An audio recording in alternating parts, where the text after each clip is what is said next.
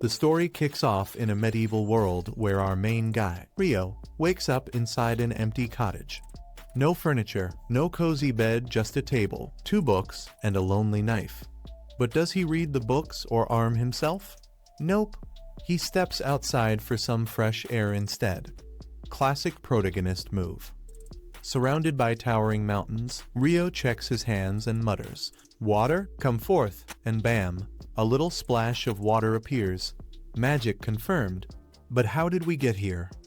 A few days earlier, Rio found himself floating in a white, endless void. Before he could panic too much, an angel appears, reads his mind like an open book, and reassures him that he's not in the afterlife yet. The angel, whom Rio mentally nicknames Michael, cheerfully admits he's been lonely in this realm for years, but also breaks the news that Rio got flattened by Truck Kun back on Earth. Ouch. Rio, being genre savvy, immediately realizes he's getting reincarnated. He tells Michael he just wants a slow, peaceful life. Michael says, "Sure, buddy," and reincarnates him in a place called Faya Magical World where only 20% of people can use magic. Lucky for Rio, he's one of them, and he's best matched with water magic probably because of that chill lifestyle request. Michael drops him into a cottage in the middle of the Rondo Forest. He stocked the place with food and 2 books, one about the world and one about magic. After actually reading the book finally, Rio learns how to summon water and starts getting the hang of magic. He even figures out that he doesn't need to say spells out loud, just imagine them, and boom, magic happens.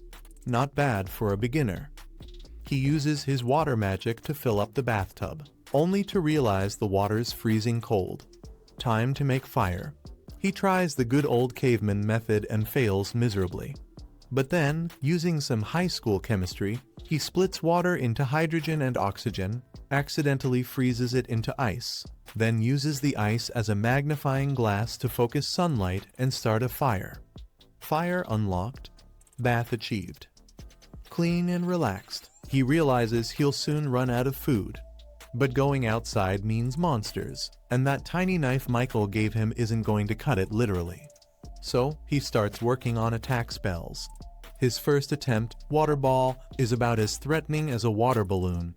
He tweaks it into Water Jet, but it still can't damage a tree. He switches focus to Ice Magic Stronger, but way harder to control. After days of trial and error, he becomes decent enough to form ice crystals, even if he still can't shoot them like projectiles. With time running out, he sharpens one into a makeshift spearhead and ventures into the forest. While gathering herbs, a lesser boar charges at him. Rio freezes in fear, pun intended, but just before becoming bacon bait, he snaps out of it, slides away, ices the ground, and skewers the boar with icicles. Victory, sort of. Turns out, lesser boars are the weakest monsters in the forest. Back home, he reads up on more monsters. Dragons? Run. Akuna? Don't even try. Just pray. Still, Rio's not giving up. The next day, he finds some fruit, and just when things are looking up, an assassin hawk dive bombs him. It uses invisible air magic, and he realizes running is pointless. So he traps it in ice. Thinks it's dead. Surprise? It's not. The hawk escapes with only one eye. Days pass. Rio trains like crazy, fighting weak monsters, fishing, refining his ice powers until he can slice through mountains. But every night, he returns to where he saw a Dullahan, a spooky, headless warrior with smoke pouring from its neck. They spar regularly, and while Rio keeps losing, he suspects the Dullahan is trying to make him stronger. One day, the Dullahan forges an ice sword and silently offers it to him. Rio accepts. Teacher vibes achieved. Then, the hawk comes back. Bigger, blacker, and angrier than ever. Yep, it evolved. It blasts through all of Rio's defenses like paper. In desperation, Rio grabs the Dullahan's sword and finally defeats the hawk for good. He gives it a moment of respect, realizing it evolved just to fight him. A worthy rival. But the world's not done with surprises. A dragon shows up and talks. Telepathically. Rio's shocked. The dragon's shocked he can use telepathy again. They have a chat, and when Rio shows the ice sword, the dragon instantly recognizes it. It's the sword of the Fairy King. Wait, what? The dragon asks what Rio did to earn such a gift, but Rio has no clue. They part ways, and Rio continues living his not-so-slow life. Meanwhile, Mr. Angel upstairs checks Rio's status screen and realizes he missed something huge. Rio has eternal youth. The last guy didn't have that, so Michael didn't notice. And as Rio enjoys his new powers, a mysterious red-haired boy washes up by the riverbank. Who is he? One day, Rio heads down to the beach. When he gets there, he finds a wrecked ship just chilling on the sand. Curious, he checks it out and spots a guy lying next to it. But then, from the other side of the beach, he hears someone groaning. Turns out, someone did survive. That survivor is Abel, who thought he was going to die at sea after a giant sea monster wrecked his ship during a massive storm. But plot twist, he wakes up in a warm bed, all his stuff neatly placed on a nearby table. He grabs his gear and heads outside, hoping to get his bearings, but all he sees is trees. Right then, Rio strolls out of the house like it's totally normal to be living in the middle of nowhere, half naked in a loincloth. Abel's confused and also mildly concerned about Rio's fashion choices, but before asking anything too rude, he thanks him for saving his life. Rio shrugs it off, saying all he did was carry Abel home. Unfortunately, Abel was the only one left alive. Abel isn't too broken up about it, though they were all illegal smugglers. Rio doesn't totally get what a smuggler is, but whatever time for lunch, Abel's clearly starving. Over their meal, Abel can't hold it in anymore and asks why Rio is dressed like a caveman. Rio calmly explains that he's broke and also isolated. There's literally nowhere nearby to buy clothes even if he had money. Abel's surprised, but honestly impressed. For a guy living in the woods with no resources, Rio's got it pretty together. Abel asks if the meat they're eating was caught with that knife on the table, but Rio says that's just for butchering. He hunts using water magic. To prove it, he casually fills a jug with water. Abel is floored. Where he's from, even in the Central Plains, only half the people can use magic. Rio's surprised too. He was told it was rare. After lunch, Abel says he wants to check something back at the shipwreck. Rio agrees to guide him. On the way, Abel notices Rio doesn't use a magic staff and assumes it's another money issue. Feeling a bit guilty, he offers to handle any monsters they run into as payback for Rio's help. Rio tries to tell him that he can hold his own just fine, but Abel insists. When they get back to the wreck, all the bodies are gone. Rio guesses some monster probably cleaned up the mess. Lucky for Abel that Rio found him first. Abel looks around but doesn't find what he was looking for. When Rio asks what's next, Abel says he needs to regroup with his friends, but they're far north, and he's not even sure how far south he is now. It's going to be a long trip. So he turns to Rio and asks, "Wanna come with me?" Rio is caught off guard but agrees. He's curious about the world beyond the trees anyway. But first, he needs to wrap up a few things, so they agree to leave the next morning. That night, Rio heads out into the forest alone. Abel finds it weird, especially since Rio said there's no one else around but decides not to pry. Turns out, Rio's meeting Delahan, his forest sparring partner. This might be their last match for a while, so Rio plans to go all out. They duel, and though Delahan is still better, Rio puts up a good fight and even manages to push him back a little. After the match, Delahan gifts Rio a special robe as a farewell present. Rio is genuinely touched. The next morning, the journey begins, but almost immediately, they run into a boar monster. Abel tells Rio to step back, then uses a flashy move called Total Impalement to skewer the beast like a shish kebab. Rio's jaw drops. He's never seen a non-magic move that strong. Abel explains that people who can't use magic fight with combat skills. Later, they reach a marsh full of lizardmen. Abel wants to avoid a fight, But while circling around, Ryo senses the lizards creeping up on them. He warns Abel, who preps for battle, but Ryo decides to take over.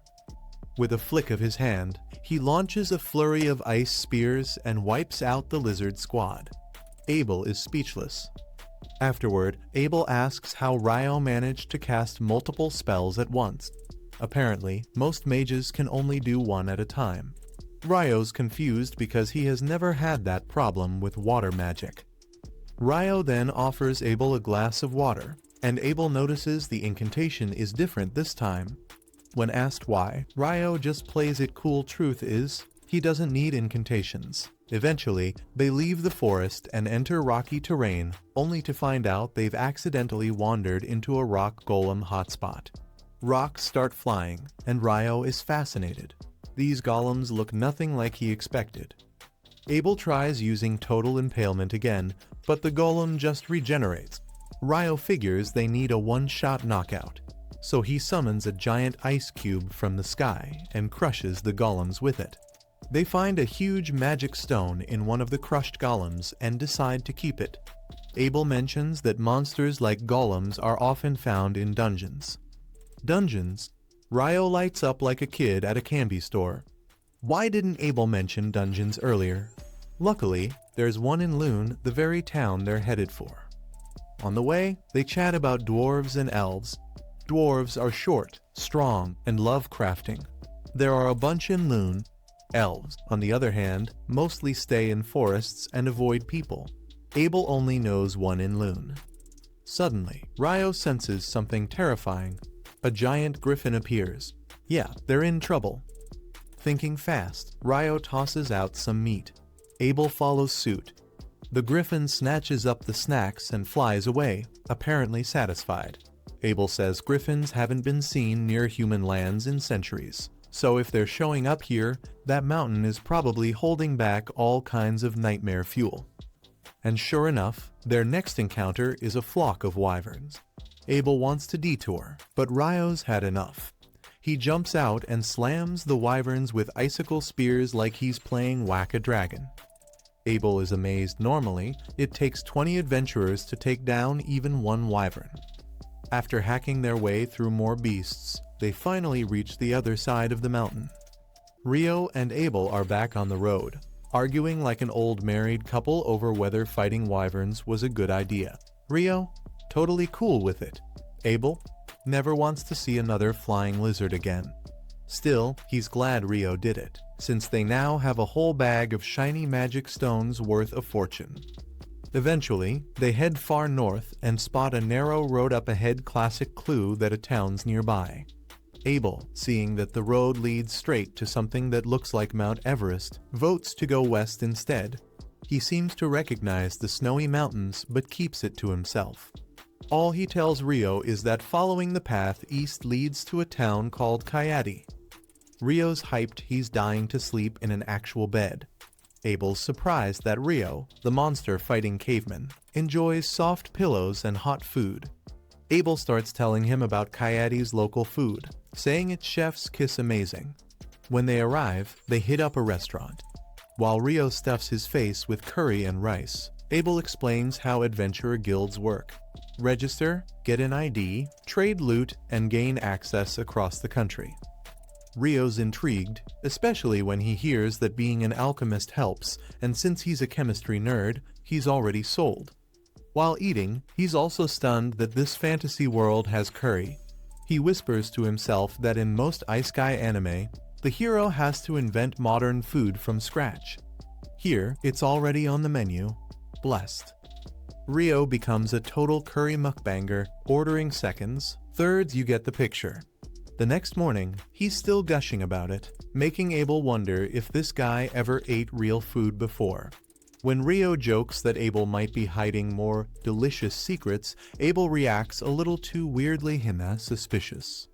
On the way to their next town, Lon, they stroll through peaceful farmlands. At the gate, the guard is shocked to see Abel alive. News had spread that he was missing. Abel has no time to explain and just says Ryo saved him. The guard shakes Ryo's hand like he's a national hero. Since Ryo's not registered, Abel pays his entry fee again. As they walk in, Rio realizes Abel is kind of a big deal around here. They head straight to the Adventurers Guild. Abel explains the ranking system, saying Rio can probably skip F rank thanks to his endorsement. He might even start at D rank. Abel also warns that dumping all their magic stones at once could crash the economy, so they'll talk to the guildmaster first. The moment they enter the guild, it's like a celebrity just walked in. Everyone is ecstatic that Abel's alive. Rio, not wanting to get in the way of the Abel fan club, steps outside for a walk. That's when an elf girl spots him and notices his clothes, calling them the Fairy King's outfit. Rio's like, "Fairy, what now?" But she's in a rush and leaves, promising they'll meet again. Abel finds him and pulls him back inside, publicly introducing Rio as the hero who saved his life. After the crowd settles down, they go to the receptionist. Abel pulls rank and asks her to register Rio as a D-rank adventurer. She's stunned. No one from Abel's elite Crimson Sword Party has ever done this before. She agrees, but says Rio still needs to do a physical assessment. Meanwhile, Abel wants to meet the guildmaster, Hugh, the loud and excitable guildmaster, who crashes into the room thrilled to see Abel alive. Abel asks if surviving that mountain death trap is enough proof of Rio's skills. Hugh agrees and says they'll bump Rio's rank. Before they can finish, Abel's old teammates Lynn, Warren, and Ria barge in. Lynn drops to her knees in shock, crying tears of disbelief. Abel tells them how Rio saved his life, and Hugh gives the group privacy while asking Nena, the clerk, to handle Rio's paperwork. After some Q&A with Nena skills, level, dungeons, etc., Rio signs up for a dungeon class, learns there's a clock in the city WoW, and finds out he can stay in the guild lodge for 300 days. He registers, prints his adventure card, and heads out. Hugh tells Abel how chaotic things were while he was gone. Meanwhile, Abel takes Rio to sell their magic stones and buy him some new clothes and a staff. Rio appreciates it, but questions the staff. He prefers his tiny sword. Abel thinks it's more of a butter knife, but Rio insists it's fine. They chat some more, and Rio learns the days, weeks, and months in this world are just like Earth's. With all the Earth-like things around, especially the curry, Rio starts suspecting another Earthling may have reincarnated and left their mark on this world. Later that day, Abel drags Rio to his welcome party. They drink, laugh, and party like there's no tomorrow. The next morning, Rio is hungover and gets escorted back to the lodge by Nana, who teases him about Abel's brother, Ra, clinging to him all night out of gratitude. At the lodge, Na introduces Rio to his new roommates Niels and Ito. Niels instantly starts simping over Na, while Ito rolls his eyes and greets Rio instead. They all agree to keep things chill between them. Then Na brings in one more roommate, Ian, a 16-year-old who lost her parents and now wants to become an adventurer. Rio's now got a full adventuring squad in his dorm. Meanwhile, Abel tells his team just how insane Rio's magic is. Ice magic. No staff, wyvern slaying. Lynn is in denial. That kind of magic, she says, defies all logic.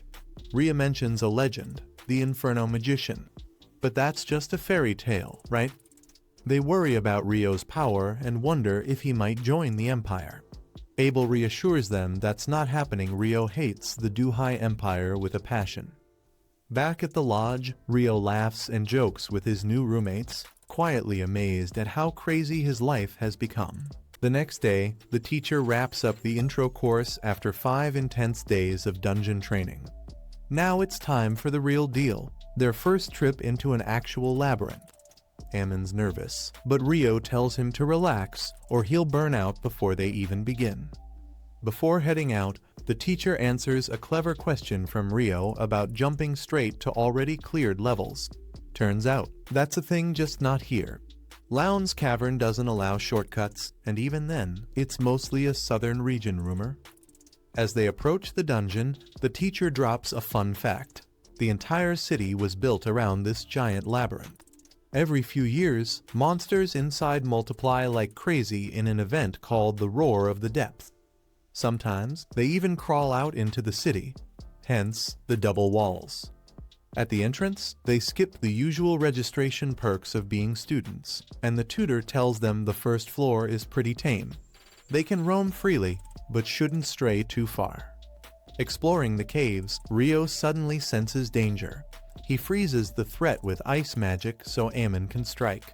Turns out it's a soldier ant way too tough for a first-floor enemy.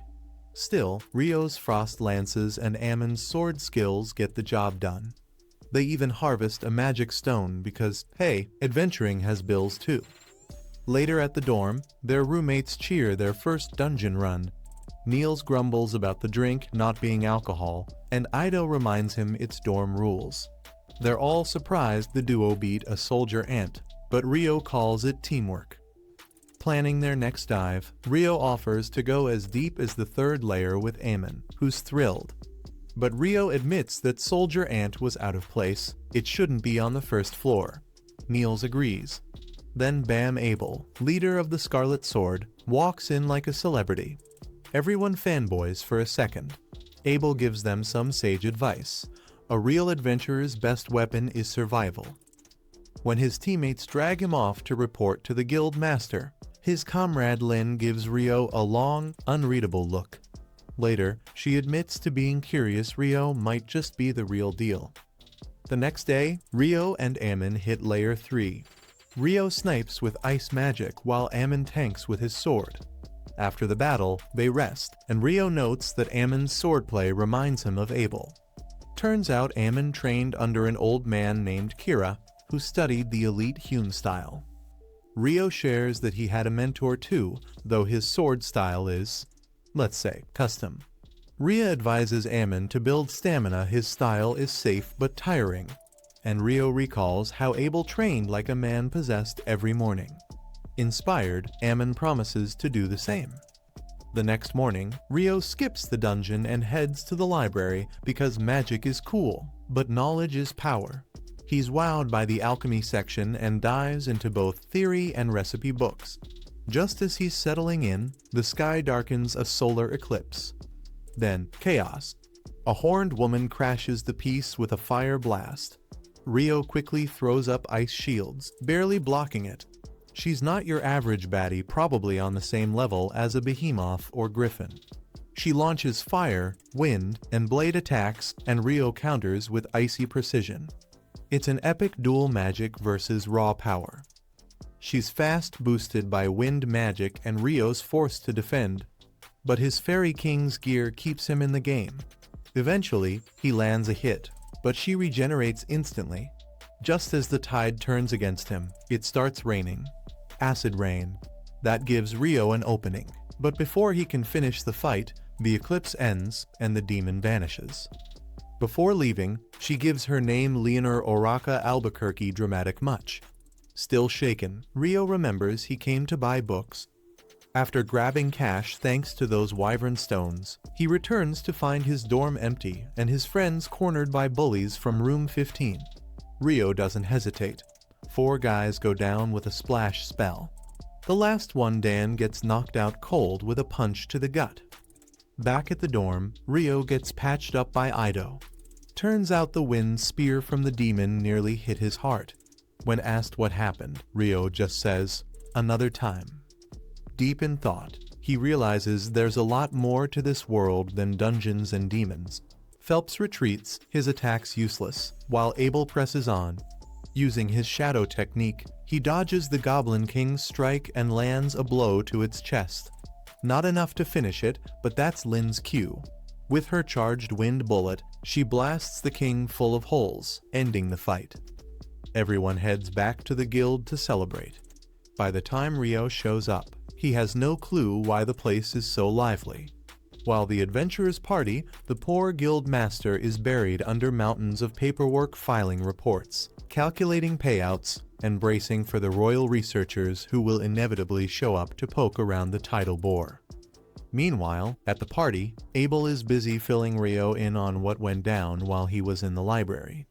Lin, however, has been dying to ask Rio something. Can he really create ice walls from a distance?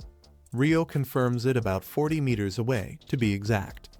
But he admits it took him ages to master. so it's not nearly as easy as it looks. Lynn is baffled. She's never heard of anyone who could cast magic that far. Curious, she asks if it's some kind of original spell, and what incantation he uses. Rio shrugs. He says he just makes the words up on the spot, so she can chant whatever she wants. Still confused, Lynn is left hanging when Niels warns Rio that the food's almost gone. As Rio runs off to grab a plate, Abel explains that Rio doesn't even need incantations, he just uses them because he thinks they sound cool. To Lynn, that's somehow even more absurd than the ice walls.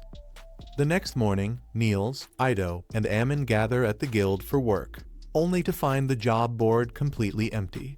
Rio happens to pass by and asks why they aren't out working as usual. Turns out, the dungeon's been shut down for inspections after the tidal bore. They were hoping to pick up resource gathering jobs, but since the tidal bore dumped so many items, there's no demand. Rio tells them he's actually hunting for magic copper ore to start practicing alchemy. Ido recalls that the ore costs a fortune, 50 gold for a single piece. Rio agrees but makes them a deal. He'll pay each of them 4 gold just to look, and if they actually find any, he'll buy it off them for 25 gold apiece. The three nearly faint. That's more money than they've ever seen in their lives. Ido hesitates, asking if Rio's really okay with paying that much. Rio points out that even if they succeed, he'll only spend 37 gold instead of 50, so it's a bargain for him too. Thrilled, the trio rush off to begin their search. Not long after, Rio hears a commotion outside. He finds Dan arguing with a group of knights trying to drag off a girl in broad daylight. Dan frees her, but now he's in trouble. He's outnumbered 4-1, and they're armed. Just as their leader steps forward to teach Dan a lesson, he suddenly trips and faceplants. Everyone is confused. There was nothing on the ground, but when he tries to get up, he trips again. The knights, humiliated, accuse Dan of foul play. At that moment, Phelps arrives and is disgusted to see knights behaving this way. They try to threaten him, but that backfires instantly. Phelps' Heimline is no ordinary adventurer. His father was once the captain of the Royal Knights, giving the Heimline family huge authority over them. Realizing they've picked the wrong fight, the knights quickly retreat. Phelps, however, notices Rio quietly watching and realizes he was the one making the knights trip. Abel had told him about Rio's magic, but seeing it firsthand still left him stunned. Out of gratitude, Phelps keeps Rio's involvement to himself. That night, while eating at the tavern, Rio runs into Abel oddly without his party. Rio teases him about sneaking off to the red light district, which makes Abel panic. After some back and forth, Rio figures out Abel secretly has a crush on Ria, despite Abel's frantic denials. Changing the subject, Abel admits he actually is going to the red light district, but not for fun. The corrupt knights Rio saw earlier are regulars there, and Abel wants to stop them before they hurt someone. On their way, Rio spots 2 shady adventurers in black cloaks, people he's never seen before. Abel says outsiders sometimes come to explore the dungeon, but with it closed, it's suspicious. The cloaked pair immediately flee once they notice Rio and Abel watching. Later, the 2 heroes deliberately walk into a dark alley and, sure enough, get ambushed by the cloaked adventurers. But Rio had already anticipated this, so he casually drops ice on their heads. They hand the group over for interrogation, but it's clear something bigger is brewing. Elsewhere, Phelps lures the corrupt knights into a trap. With Shenna's paralytic needles immobilizing them, he coldly declares that they've disgraced knighthood long enough. Her fire magic burns them to ash, leaving nothing behind. The next morning, the research team from the capital arrives just as Hugh predicted and immediately starts making a mess. Clive, the arrogant leader, seizes the town's food supplies and demands the dungeon be reopened with adventurers to guard him. Hugh argues it's dangerous, but Clive insists. Finally, Hugh agrees, but warns that if anything goes wrong, the blame falls on Clive alone. Clive reluctantly accepts. Around noon, Rio is on his way to eat when a girl runs up, asking for directions to the Adventurers Guild. He guides her there. Her name is Natalie Schwarzkopf, and she delivers a request for Abel's party to escort the researchers into the dungeon. Rio is surprised the dungeon's being reopened at all, but Abel isn't. He explains that decades ago, after a tidal bore, an rank party was sent down and not one of them returned, not even their near S-rank leader. Ever since, closing the dungeon after a tidal bore became guild policy. Rio finds the story interesting, but his stomach wins out. He heads off for food. Meanwhile, Lynn asks Natalie if she really belongs to the famous Schwarzkopf family, known for their legendary water magic. Natalie confirms, so Lynn eagerly asks if she's ever heard of a spell that lets a mage create an ice wall from far away. Nye doubts it's possible, but Abel shuts her down. Rio can throw up an ice wall from 40 meters away. He warns everyone not to mess with Rio. If anyone's dumb enough to try, they should just surrender, since even all of them together wouldn't stand a chance. He even tells Na to go straight to Rio if she ever needs help. 3 days later, Rio's friends return with 2 magic copper ores. Rio pays them 90 gold coins, and they're thrilled they won't need money for a while. Meanwhile, the dungeon team reaches the 7th floor, but it's eerily empty. They discover a strange black square carved into the wall. Excited, MLive orders instruments set up to send data to Natalie's analysis crew. But when Clyde's team pushes a measuring device through the square, they're instantly teleported, and the surface team loses all contact. By the time the adventurers figure out what's happening, they're already standing in the middle of a grassy plain. Luckily, no one's hurt, but they have no idea where they are, and Clive and his research team are nowhere in sight. Elsewhere, Clive wastes no time and orders his team to start gathering data. If his theory is correct, the teleportation gate dragged them all to a completely new location. That means danger could strike at any moment, but Clive is oddly pleased. If monsters really did come from the 38th floor, then this is his chance to prove it. And if he does, he'll surely earn a promotion back at headquarters, provided they survive the demons lurking here. Back on the surface, Natalie and the other researchers are scrambling to figure out what went wrong. Their locator device suddenly flickers back to life, showing the adventurers' signal for just a moment. The reading suggests that the missing team somehow landed on the 40th floor. That's impossible, they were only on the 10th floor minutes ago. As they're reeling from this, a man named Christopher walks into the tent. He introduces himself as a mage from the College of Magic. Technically, his group is a rival to Natalie's team, but he needs answers. He explains that while he was about to enter the dungeon with a second group of adventurers, everyone ahead of him simply vanished into thin air. His story confirms the worst.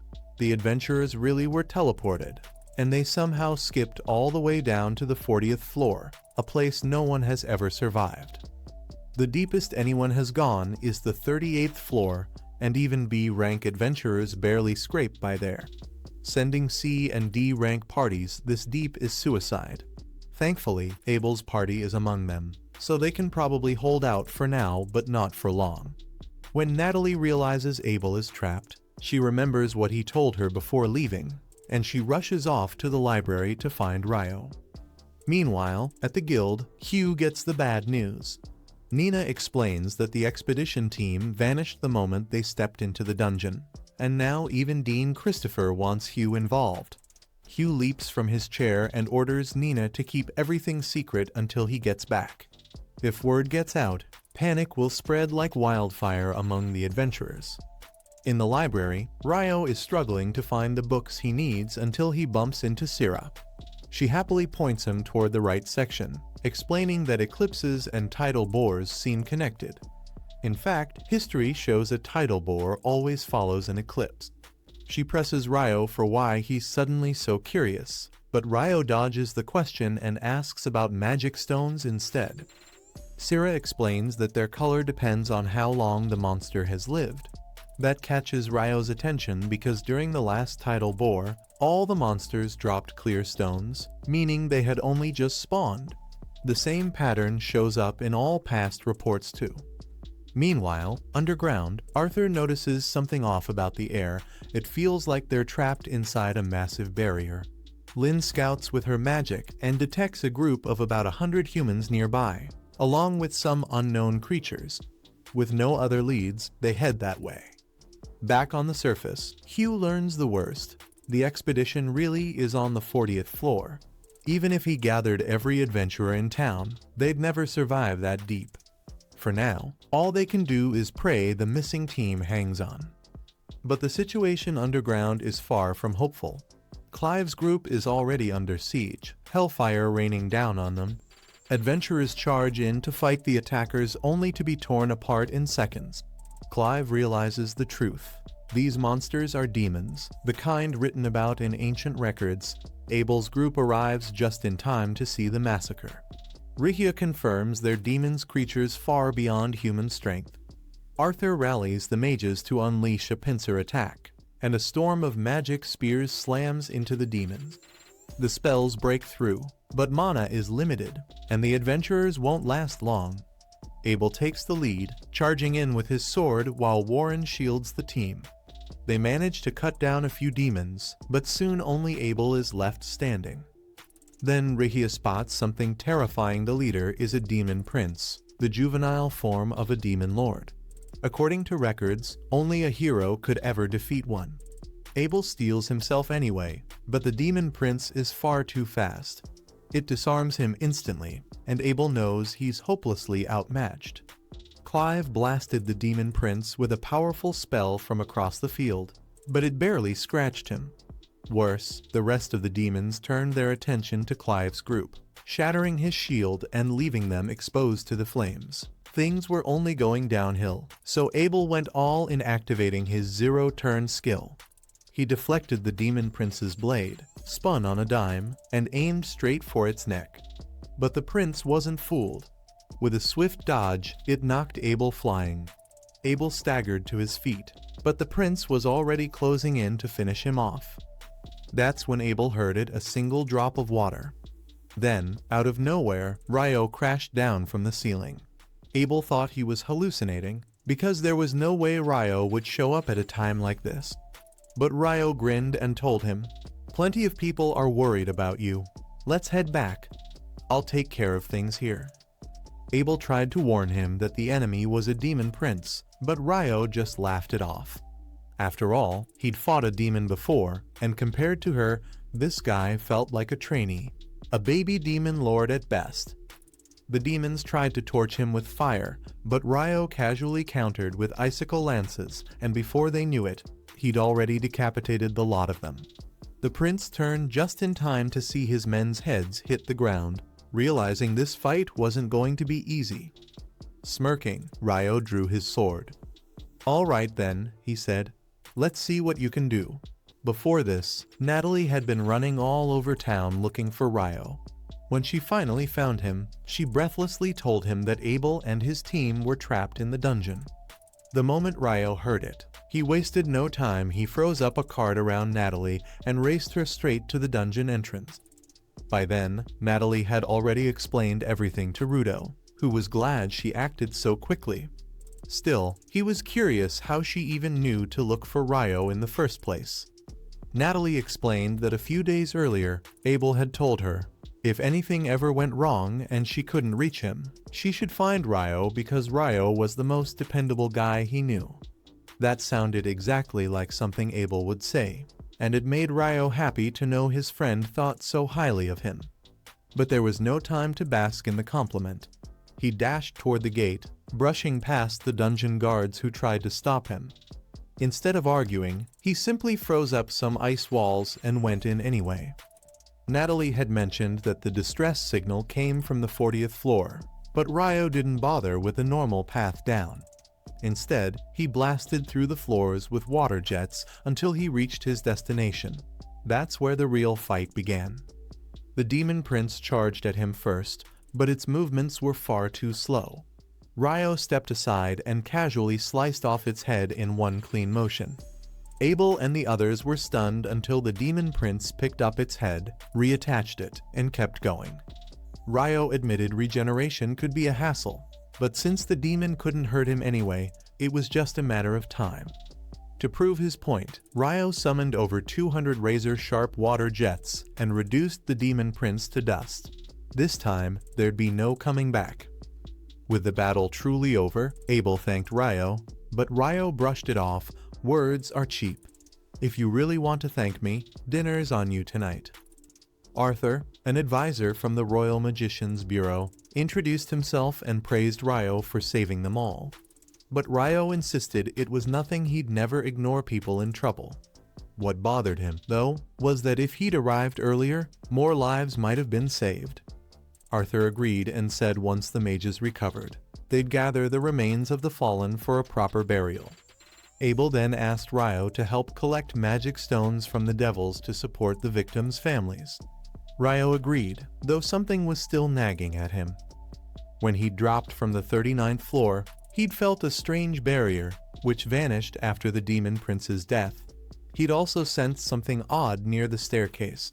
They planned to check it later, but for now, collecting stones came first. Arthur, despite all his years of study, admitted he'd never seen a devil's stone before. Since devils seemed to appear from nowhere, some suspected they used space-time magic, but no one had ever proven it. Elsewhere, the hero's party activated an altar and summoned what they believed was the Demon Lord. Instead, Leonore stepped through the portal. The hero called her the Demon Lord, which confused her. She wasn't. She just sensed strange energy and came to check it out. But when she learned he was a hero, she got excited. Heroes were supposed to be strong. Unfortunately, this one was laughably weak. With a single lazy swing, her blade went straight through his chest. Disappointed, Leonore told the rest of the group to just go home. She even spared the hero, pointing out he'd live if treated quickly. Taking her mercy, his party rushed to heal him. Leonore, meanwhile, grabbed the summoning gem, pocketed it, and corrected them again. She was not the Demon Lord. The party couldn't believe it. If she wasn't, how could she be so strong? Leonore just shrugged. Compared to her, they were all weak. She even said if they worked together, they might actually be able to beat the real Demon Lord. But compared to Ryo, they were nothing. She'd fought him once, and in her words, he was about 10,000 times stronger than this so-called hero. With that, she vanished. Back in the dungeon, Ryo and the others reached the staircase. There, he showed Arthur the oddity. He'd sensed a strange magic gem. Arthur, baffled, decided to take it for research. They returned to the surface, where Hugh tended to the wounded. Abel thanked Natalie for fetching Ryo, admitting they wouldn't have survived without her. Hugh was relieved too, but he still confronted Ryo for breaking dungeon rules. Ryo apologized, but Arthur defended him, saying without Ryo they'd all be dead. In private, Arthur explained everything to Hugh about the devils, the demon prince, and Ryo's overwhelming strength. Hugh was stunned. He knew Ryo was skilled, but not that skilled. Arthur made it clear, their priority now was keeping Ryo on good terms with the kingdom. If he ever turned against them, the result would be catastrophic. He even suggested erasing all records of Ryo's true power to keep nobles from trying to exploit him. The next morning, Ryo smelled something delicious and followed it to a curry shop only to bump into Syrah. The two shared a meal, and Syrah was impressed to learn Ryo had been promoted straight to D rank when he registered. Afterwards, she invited him for a sparring match. In the arena, Ryo quickly realized Syrah's speed was insane, especially when she got serious. He held out for a while, but eventually she overwhelmed him. Instead of being disappointed, Syrah hugged him in excitement. Not many could last that long against her, especially when she was boosting herself with wind magic and he wasn't using magic at all. Sadly, she had to leave for tutoring duty, so they parted ways. On his way back, Ryo ran into Hugh, who offered him a ride to the guild. Hugh said he was grateful for everything Ryo had done, but rules were rules. Ryo still needed to be punished for breaking into the dungeon. The punishment, however, was just a job, an escort mission to Whitnash. Ryo thought it was way too light to be considered a punishment, but Hugh told him not to overthink it. The next day, Nils asks Ryo for a favor.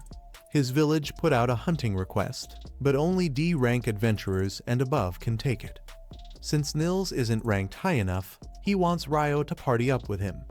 Ryo isn't too thrilled at first. He doesn't need the reward money, but when he hears the mission involves goblins and skeletons, he agrees. After all, what better way to blow off steam than bullying weak mobs? Nils doesn't quite get what Ryo means, but he's happy to have him on board. They head to the guild master's office, where Hugh warns them that two parties have already failed the mission. An E-rank team was wiped out, and even a D-rank group couldn't pull it off. Ito finds it hard to believe that seasoned adventurers struggled against goblins and skeletons, but Hugh explains the problem wasn't the monsters, it was the villagers. Apparently, they flat out refused to cooperate. Nils is shocked. He grew up in that village. Sure, the people aren't the friendliest, but they're not hostile either. Hugh shrugs, no use speculating. What matters is the last team barely survived after fighting 30 skeletons. Still, with Ryo around, Hugh doubts that'll be an issue. Ryo has time before his Whitnash escort job, so he agrees to help. The group sets out and arrives at Nils's hometown, Kailati, by afternoon. To Ryo's surprise, the villagers welcome Nils warmly so much so that Ryo suspects he must have been banished for causing trouble. Nils denies it, though his guilty face says otherwise, and takes them to the mayor's house. Mayor Bulan is thrilled to see Nils again after a year.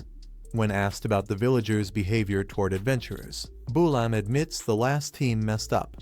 They fought skeletons deep in the eastern forest, an area the village considers sacred. The villagers weren't exactly wrong to be angry, even if the adventurers didn't mean it. Nils tells the group there's more to it, but only the elders can give details. While waiting, the party rests at Nils's house and chats with his brother Niloy. Niloy is glad Nils brought capable allies, unlike the last bunch, who ignored the village's traditions and barged into the woods. Soon, Nils returns with permission from the council. They can hunt, and he's allowed to share the village secret, but only if they swear to keep it quiet. Everyone agrees. Nils explains that the village has two special things. First, the eastern forest is guarded by a powerful beast. This shocks everyone, especially Ryo, who secretly hopes the beast goes rogue just so he can fight it. The second secret is the shrine, but details will come from the elder herself tomorrow. The next day, the group hunts goblins. They ambush a patrol, slaughter them with Ryo's ice magic, and track the last survivor to its nest. Inside, they wipe out the goblins and even take down a goblin general thanks to Ryo's overpowered magic. Back in town, the elder Nasu introduces them to the guardian beast, Inkuzan. Normally, the beast never shares his name, but to everyone's shock, he does so for Ryo, explaining that Ryo's presence feels soothing to him. Even Nasu and Bulan are stunned. Inkuzan tells them 30 skeletons roam near the shrine, with one massive one sealed inside. Once they clear the area, he'll release it. At the shrine, Ito exorcises the smaller skeletons, while the team faces the giant arch skeleton. With Ryo's slippery ice tricks and Nils's decisive strike, they crush it. Inside the shrine, they discover a cracked jewel in the statue of the Earth Mother Goddess. Nasu realizes this damaged jewel caused the surge of monsters. She seals the shrine properly, ending the problem.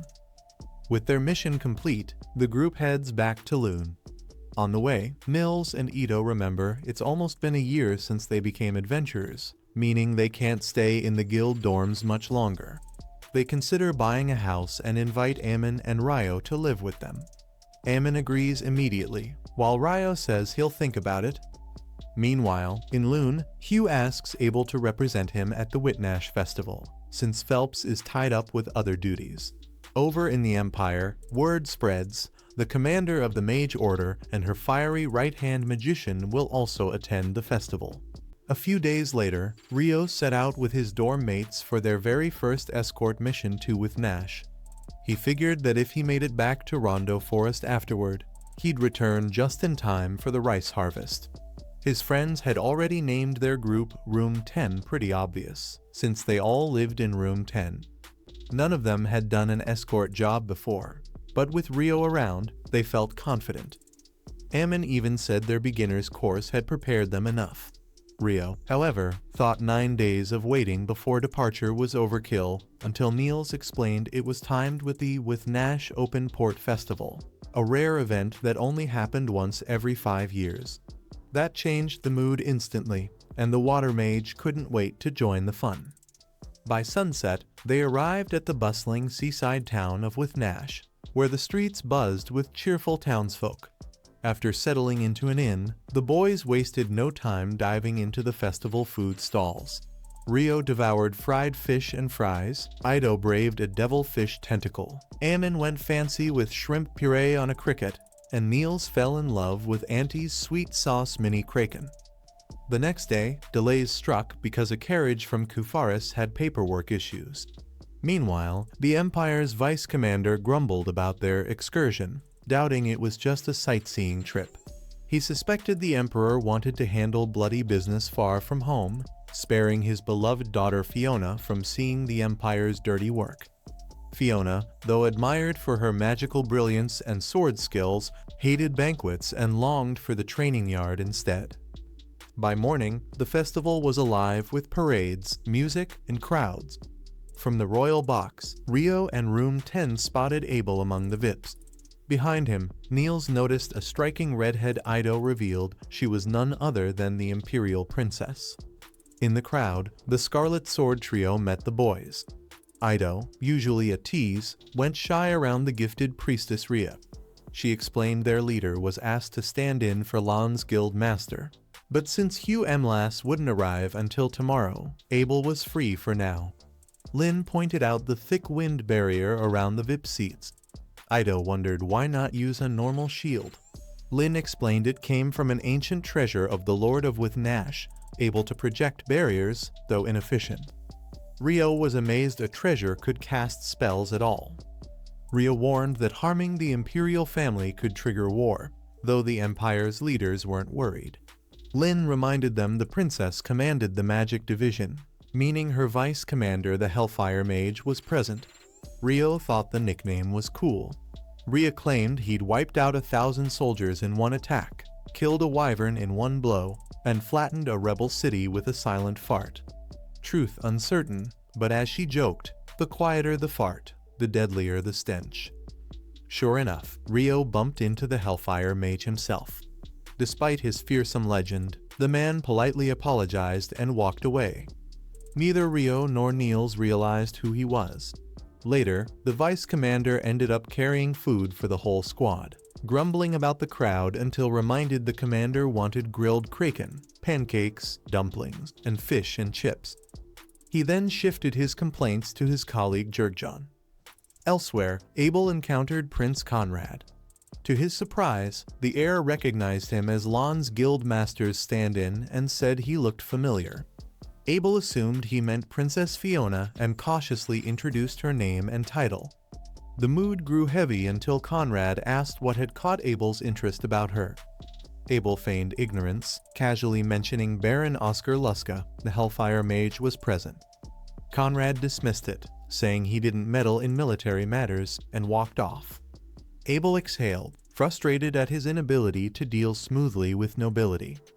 Later that night, Fiona returned to her chambers and flopped onto her bed. Marie reminded her that a princess should show proper manners, but Fiona was tired of keeping up appearances while everyone ogled her. Once she'd changed clothes, Jurgjon and Oscar arrived with food. Oscar grumbled about the crowd same as Fiona earlier, and Marie noted they were both complaining about the same thing. Jurgjon recalled how Oscar had almost collided with some random man on the street but dodged at the last moment.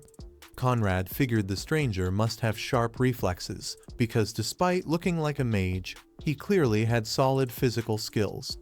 Oscar then warmed Fiona's food with magic, earning a cheerful "Thank you, master." He told her not to call him that, but since it was just the four of them, she didn't see the harm.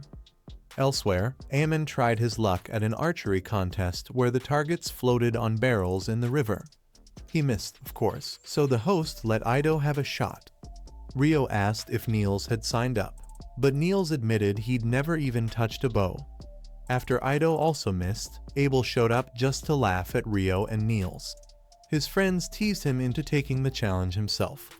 Despite insisting he was only a swordsman, Abel drew the bow, aimed for the farthest target, and nailed it dead center. The crowd erupted in cheers, though Abel hated the attention. Just then, his teammates appeared, with Rio struggling under a pile of shopping bags. When Abel tried to play it cool, Lin reminded him he'd actually asked Rio out something he'd clearly forgotten. Now, Rio was furious. Meanwhile in Lon, Sarah left the library and went to the guild, where she was warmly greeted by her old friend Mina. Sarah explained she was searching for Miharu Rio, a D-rank adventurer, since she'd found new clues in the library about his quest. Mina told her he'd left on a long-term job and wouldn't be back for at least a week. Sarah left looking like a sad, abandoned puppy.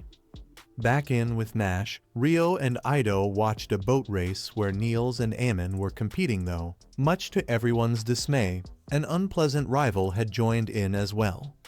Dan was unbearable as always, picking a fight with Niels before the boat race even began. From afar, Rio and Ido spotted Sasha, a priestess from dorm room 2 in Lon who had surprisingly joined Dan's team.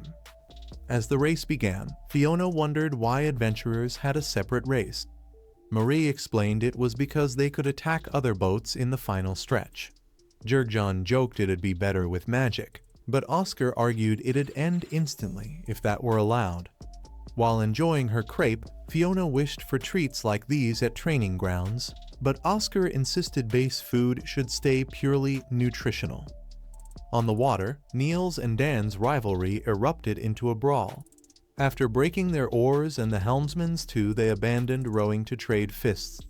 Their boat flipped, tossing everyone into the river.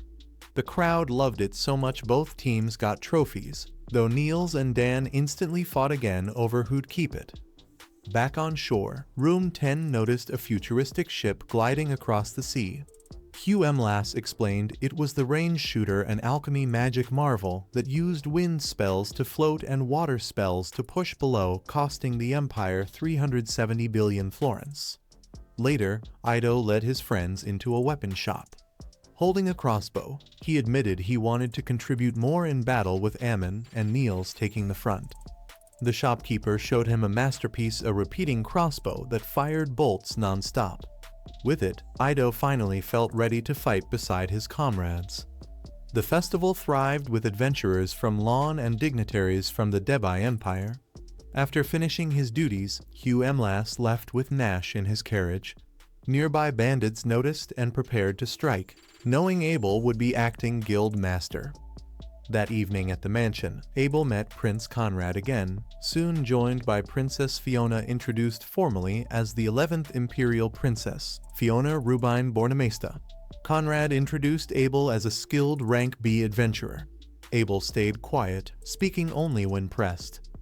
When the royals departed, Abel sighed that being without his sword made him uneasy, though magic wards still protected them. But fate intervened. The treasure powering the barrier failed. The shield collapsed, and criminals stormed the security room, killing guards. Fiona looked up just as an explosion shook the night. Not long after, we flash back to a boy's childhood. Bursting with excitement at the sight of a master blacksmith, he begged to try forging the weapon still on the anvil. After only a few swings of the hammer, he was out of breath, amazed that the old man had been working for half the day without breaking a sweat. The blacksmith just smiled and said, "Anything worth making takes effort and persistence." When the boy, Oscar, went home, his father was chopping wood outside. He asked Oscar to help his mother with dinner, so Oscar lit the fireplace with a flick of magic. His mother thanked him warmly. The next day, back at the forge, Oscar was glued to the sight of gleaming weapons. His father dropped by and teased the blacksmith, asking if his son was of any use. The smith chuckled, saying his work was actually faster thanks to Oscar's magic control. As a reward, he handed Oscar a sword light enough for a child, since Oscar's 7th birthday was around the corner. The boy's face lit up with pure joy. Time passed, and Oscar joined a hunting group chasing a wild boar. Arrows finally brought it down. When his mother asked if he was scared, he calmly said he was fine. A hunter praised him for his first real hunt, but Oscar quickly added, with childish pride, that what he really wanted was to hunt with his sword, the one his master had given him. That evening, the village roasted the boar for a feast filled with laughter, dancing, and drink. But the celebration was short-lived. Sna, Oscar's father, was warned that 50 bandits were on their way. There was nowhere to run. The only choice was to fight. Days later, peasants and hunters lined the wooden walls, bows ready. When the bandits drew near, the defenders loosed a volley Oscar among them. Sna ordered his son to hide in Shu's house and guard his mother. At first, the villagers held their ground.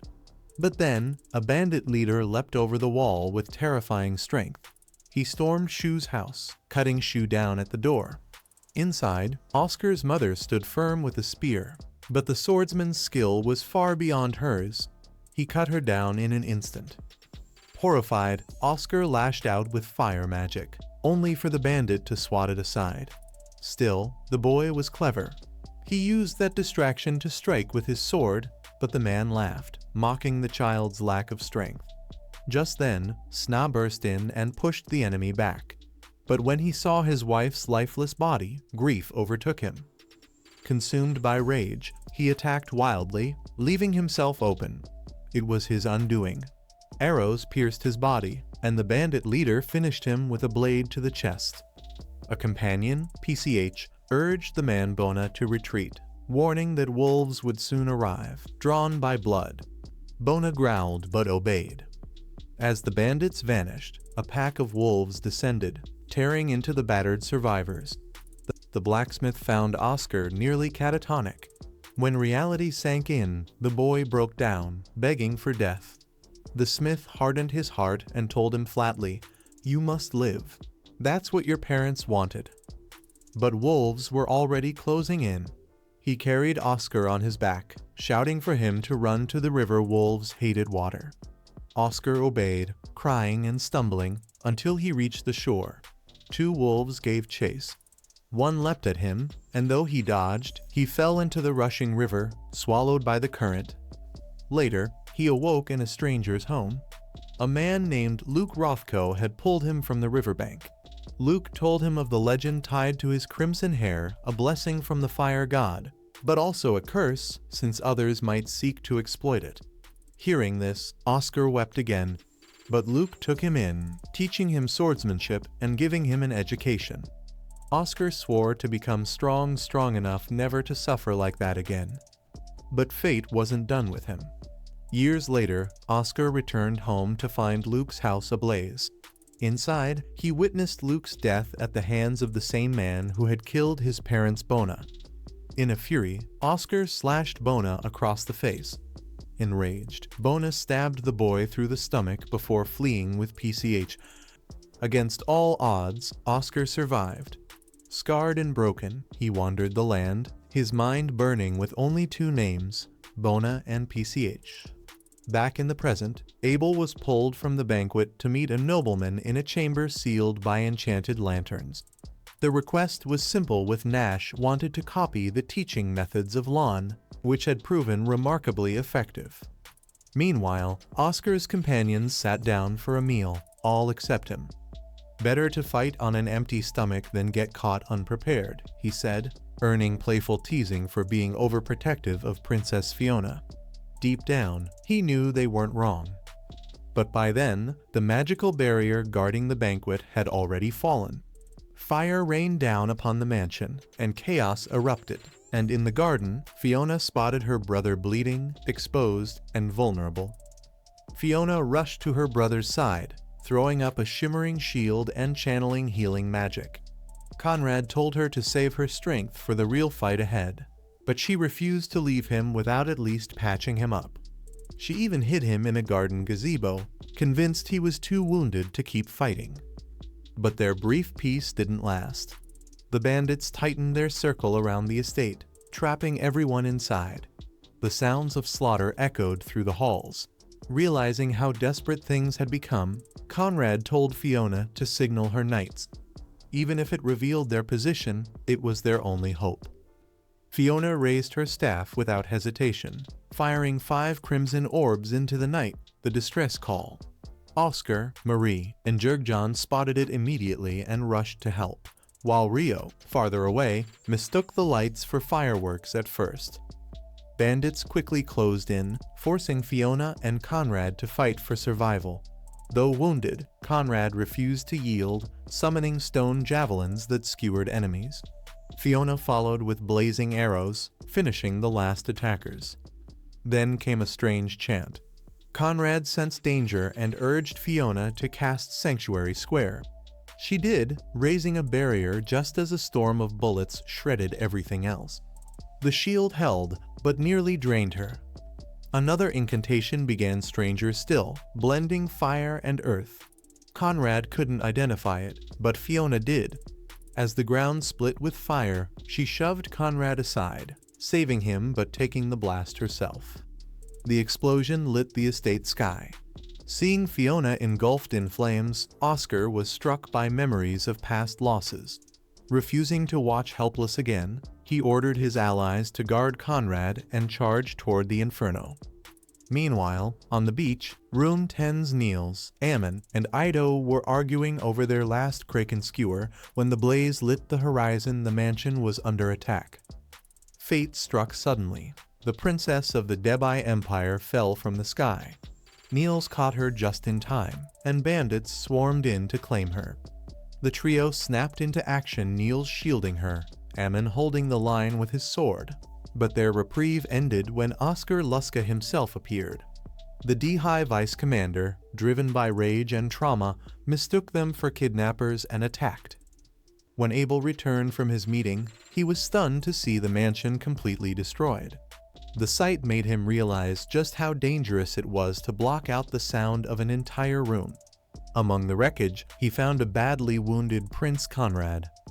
Meanwhile, Rio puzzled over how the attackers had managed to launch fireworks in a world without gunpowder. Maybe it was magic.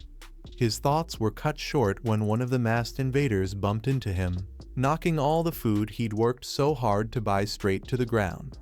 Watching the masked men run off, Rio realized a fight was definitely happening nearby. And indeed, there was.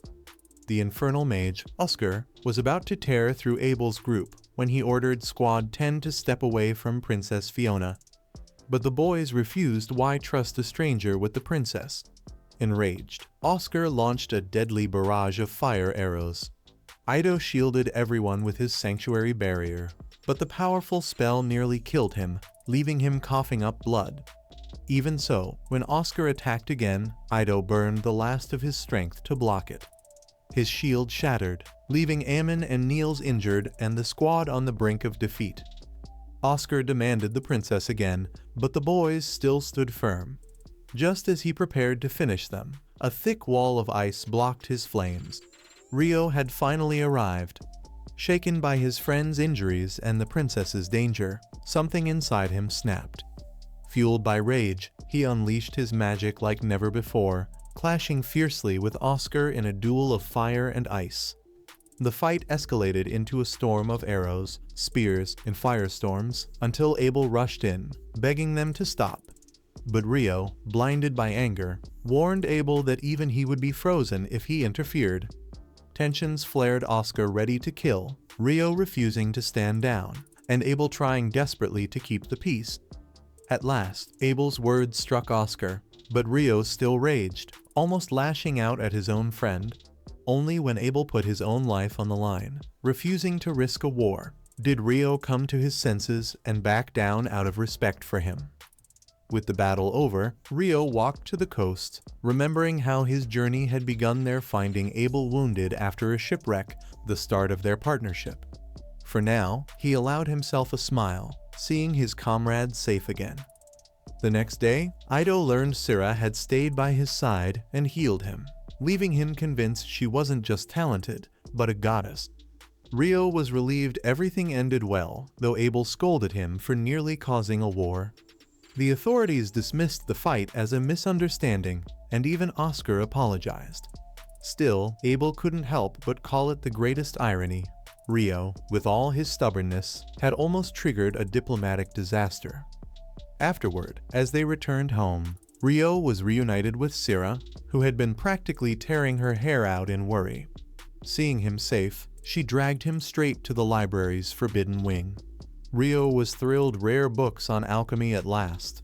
But Syrah teased him, laughing that he could pull off the most powerful spells anyone had ever seen, yet didn't even know basic transcription magic. When Rio asked how she managed to spend so much time in the expensive library, Syrah shyly admitted she had free access because she worked at the Lord's mansion. To make it up to him, she promised to show him a transcriber spell in action. Rio was eager, though he doubted his water-based magic could copy certain spells. Syrah admitted she didn't know much about human magic either, but together they'd figure it out. Since leaving the forest long ago, Syrah had learned many things she once thought impossible. That's when Rio, with zero shame, asked how old she was. Flustered, she admitted, 2,200 years. Without missing a beat, Rio replied that he couldn't understand how someone so old could still look so beautiful. Syrah didn't know whether to laugh or cry and scolded him for saying that out loud. As promised, she took him to see a transcriber, and to Rio's surprise, it was none other than Abel. Somehow, Abel seemed to be in charge of everything in the city. The cheeky mage smirked, joking about how rare it was to see Abel actually working, which of course wasn't true. When Abel asked what they were doing together, Rio explained Syrah was like his teacher. Playing along, Syrah called him her student, and the two laughed until Abel excused himself for paperwork. Before leaving, Rio said he'd stop by the inn later to talk. Alone at last, Syrah asked Rio to treat her more casually, no more Siren, just Syrah. Cornered, Rio gave in, and Syrah was delighted to have gotten exactly what she wanted. Later that evening, Rio met Abel at the inn. Getting right to the point, he reminded Abel about his forgotten promise to cover dinners for a week. Since Abel clearly wasn't going to honor it, Rio decided to ask for something bigger, a house. His friends Niels, Ido, and Ammon were moving out, so Rio wanted to live on his own. Because he planned to study both magic and alchemy, he needed a place with a big yard. Ideally, a haunted noble mansion would do. Abel sighed it wouldn't be easy. Still, he took Rio's request seriously and set up a meeting with Riplate, a broker. Unfortunately, nobles' houses were off-limits without higher status. But there was another option, a massive estate outside the city. They went to see it, and the place turned out to be an immaculate farmhouse with wide open land. The price? A jaw-dropping 50 million florins. Without hesitation, Rio agreed to buy it, leaving the broker completely stunned. And so, Archangel Michael reminds us, Rio's duel with Oscar Luska, the Hell Mage, ended without disaster this time. But another clash between them is inevitable.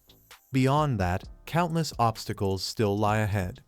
While most people get a peaceful reincarnation, Rio is destined to face trials few could endure. His dream of a quiet life is still a long way off.